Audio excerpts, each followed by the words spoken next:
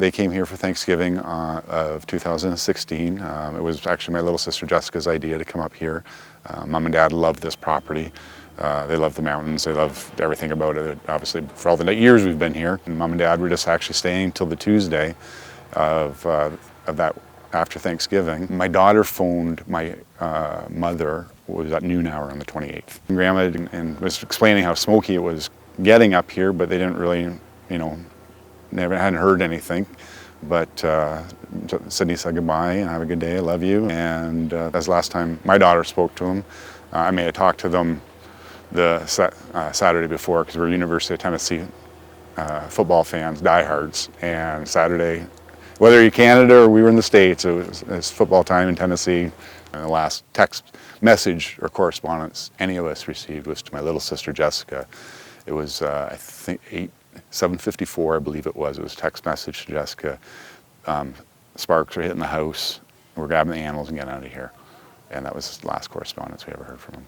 I understand that in these type of events that it's chaos, right? And considering trying to pay attention to what was going on here, and you had down power lines and cell towers.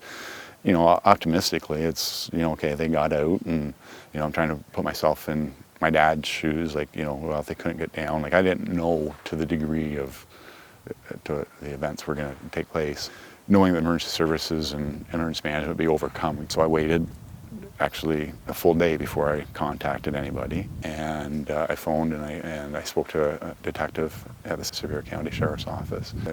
I had to supply dental records. It was a pretty eerie feeling to have to go to the family dentist and ask him if he can email down Mom and Dad's dental records to the Sheriff's Office. And it was 6:30 in the evening on Thursday or 20 after 6, excuse me, that I got the telephone call from the Sheriff's Office confirming that what we were not hoping to hear.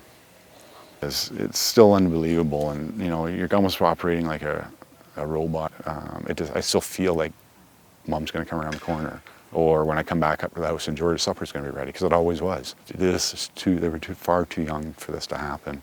The whole idea of rebuilding, when I get here, you kind of look and, this was Mom and Dad's love. And just for that, you almost want to rebuild, but I don't know right now. This is the area where my sister Marnie and I found my parents' burned out vehicle. Just numb feeling as it was. I mean, it was completely burned out. Windows are blown, the tires are blown. But it was just resting here on the hillside. You can just imagine all the emotions that not only Mom and Dad were going through, but the emotions of everybody else that lost their properties and others that lost their lives. It's a pretty traumatic feeling.